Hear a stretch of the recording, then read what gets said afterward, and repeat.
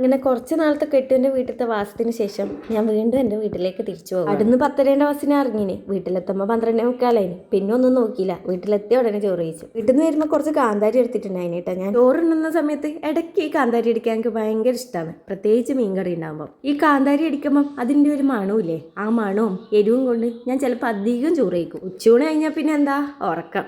അത് പിന്നെ ട്രാവലിംഗ് ചെയ്ത് കഴിഞ്ഞാൽ പിന്നെ പറയാൻ നല്ലോണം ഒന്ന് ഉറങ്ങി. പിന്നെ വീട്ടിൽ നിന്ന് വരുമ്പോൾ കുറച്ച് കേക്കും ഈ കുഴലപ്പൊക്കെ തന്നിട്ടുണ്ടായിന്. അതാണ് വൈകുന്നേരം ചായക്ക് ഉണ്ടായിന്. ചായ കൂടി കഴിഞ്ഞാൽ പിന്നെ കണ്ണപ്പിന് ഞാൻ കുറച്ച് നേരം കേട്ടെടുത്ത് വെച്ചു കേട്ടാ.